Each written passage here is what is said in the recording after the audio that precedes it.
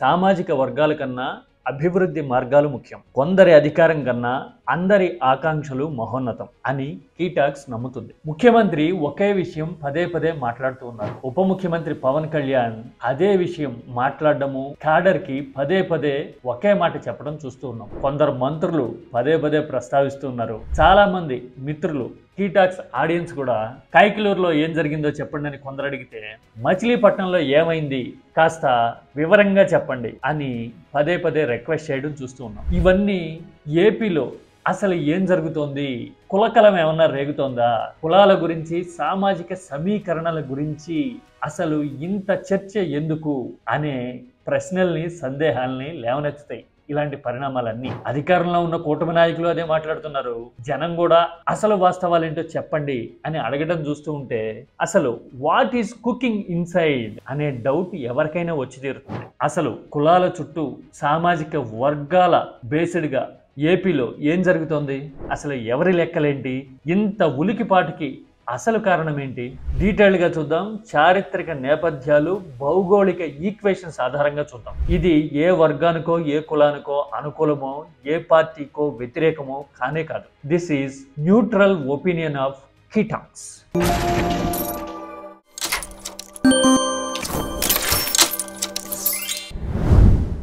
AP రాజకీయ పునాదుల్ని కాస్త తరచి చూస్తే కులాల లోతులు, ఆనుపానులు ఎంత ప్రగాఢంగా విస్తరించిపోయి ఉన్నాయి అనేది మనకు అర్థమవుతుంది. రైట్ ఫ్రమ్ మద్రాస్ ప్రెసిడెన్సీ, ఆ తర్వాత ఆంధ్రప్రదేశ్, మొత్తం రాజకీయ హిస్టరీని చూస్తే 3 కులాల ప్రభావం ప్రధానంగా కనపడుతుంది. మద్రాస్ ప్రెసిడెన్సీ నుంచి ఆంధ్ర రాష్ట్రంగా ఏర్పడిన తర్వాత తొలి ముఖ్యమంత్రిగా అప్పట్లో ప్రకాశం పంతులు పగ్గాలు అందుకున్న తర్వాత రాజకీయం అనూహ్యంగా మారింది. అప్పటి వరకు డామినేట్ చేసి 5-6 విడతలు మద్రాసులో కూడా ప్రీమియర్స్ గా పనిచేసిన బ్రాహ్మణ సామాజిక వర్గం పూర్తిగా తెరమరుగవడం మొదలైతే రెడ్డి సామాజిక వర్గ ఆధిపత్యం అక్కడి నుంచి స్టార్ట్ అవుతుంది. బెజవాడ గోపాల్ రెడ్డి, నీలం సంజీవ్ రెడ్డి, కాసు బ్రహ్మానంద రెడ్డి, ఇలా మొత్తం అంతా రెడ్డి సామాజిక వర్గం డామినేషన్ అనేది మొదలైపోతుంది. మధ్యలో సంజీవయ్య, పివి నరసింహారావు లాంటి సామాజిక వర్గాలు తొంగి చూసి వెళ్ళిపోయినట్టుగా సడన్ గా వచ్చి డిసప్పీర్ అయిపోతూ ఉంటాయి. టీడీపీ పుట్టిన తర్వాత రెడ్డి సామాజిక వర్గానికి పోటీగా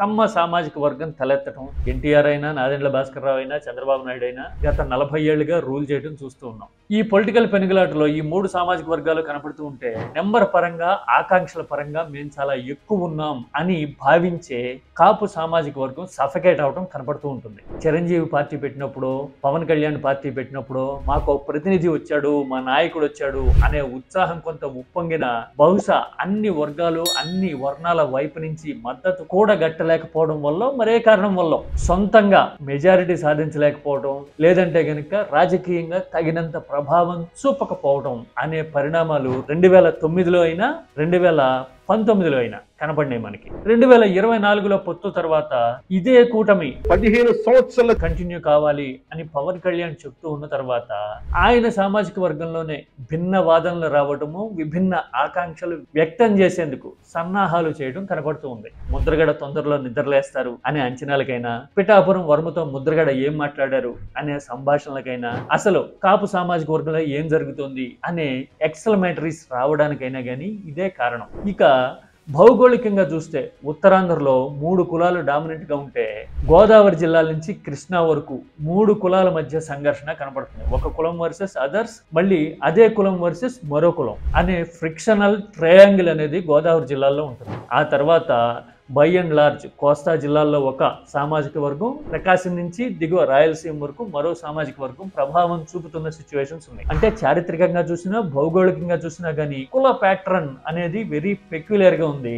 ఆ తర్వాత కూటమికి రాజకీయంగా సామాజిక సవాళ్లు అనేవి పొంచి ఉన్నాయి అని అర్థమవుతుంది. ఇలాంటి టైంలో ఎక్కడ ఏం జరిగినా గానీ కుల కోణంలో చూడడం జనం వైపు నుంచి కనపడుతూ ఉంటే, ఇందులో రాజకీయ యాంగిల్ ఏదైనా ఉందా, మనకి ముప్పు ముంచుకొస్తుందా ఈ కూటమి ఈక్వేషన్స్ బెడిసి కొట్టేందుకు కారణం మొలకెత్తిపోయిందా అనే ఆందోళన కూటమిలో కనబడుతోంది. అందుకోసమే పదే పదే పదే ప్రకటనలు చేయటము, సామాజిక అసంతృప్తిని రెచ్చగొట్టేందుకు కొంతమంది కుట్రపూరితంగా వ్యవహరిస్తున్నారు అని ఆరోపించడం కనబడుతుంది. నిజానికి జనంలో ఆకాంక్ష ఉన్నప్పుడు, సామాజికంగా అసంతృప్తి అనేది ఉన్నప్పుడు దానికి రాజకీయం కలుస్తుందేమో భవిష్యత్తులో ఎప్పుడైనా. కానీ ముందుగానే రాజకీయ ఆరోపణలు చేయడాన్ని బట్టి చూస్తే డెలికేట్ గా ఉంది ప్రస్తుత ఈక్వేషన్. అందుకోసమే ముందుగానే ఒక పిట్ తవ్వేసి పెడితే ఏం వచ్చినా గానీ అందులో వేసేయచ్చు అనే ఆలోచన ఏమైనా ఉందా అనే ఆలోచన కనపడుతుంది. ఎందుకంటే ప్రతిసారి ఒక పార్టీని వేలెత్తి చూపడము, ఫలానా వాళ్ళు ఉన్నారు దీని వెనుక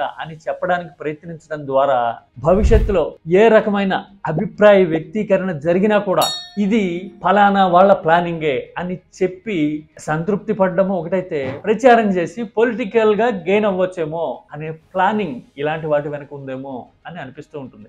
ఇదే రాజకీయంగా ఆలోచిస్తే, న్యూట్రల్ గా చూస్తే 100కి 100% వాస్తవం. అయితే ఇలాంటి అలజడి వల్ల, ఫ్రిక్షన్ వల్ల ఏం జరుగుతుంది, ఎవరు అల్టిమేట్ గా ఫైనల్ గా నష్టపోతూ ఉంటారంటే అగైన్ జనమే. ఆ కులం ఈ కులం అని లేదు. కులాల పేర్లు చెప్పి పబ్బం గడుపుకునే వాళ్ళు, రాజకీయంగా స్థాయికి మించి మెరుగైన వాటాలు పొందేందుకు కొందరు ప్రయత్నం చేస్తూ ఉంటే, అలాంటి వాళ్ళ కోసం రాజకీయంగా కొమ్ము కాస్తూ, భుజాలు అరిగిపోయేలాగా సేవలు చేస్తూ, ఆక్రోశాలతో అనాలోచితంగా రెచ్చిపోతే నష్టం అలాంటి వాళ్ళకే ఉంటుంది. ఎందుకంటే ఆలోచన లేనితనం అనేది భవిష్యత్తుని ప్రశ్నార్థకం చేసే ఈక్వేషన్ అయిపోతుంది. ఇప్పుడు ఏపీ ముందున్న అతిపెద్ద డేంజర్ ఇది. అధికారంలో ఉన్న వాళ్ళు, రాజకీయాలు నడిపే వాళ్ళు కులాల పేరు చెప్పి పబ్బాలు గడుపుకోవచ్చు. ఆ కులాల మీదకి ఎజెండా అంతా మళ్లించి అసలు ఏం చేశాము, ఏం చేస్తున్నాము, ప్రోగ్రెస్ ఏంటి, పర్ఫార్మెన్స్ ఏంటి అనేది లెక్కలోకి రాకుండా మొత్తం కులాల పేరుతో కాలం వెళ్ళబుచ్చేయచ్చు గాక. కానీ ఇలాంటి కుల బేస్డ్గా రాజకీయాలు జరిగితే మాత్రం నష్టపోయేది అల్టిమేట్గా ప్రజలే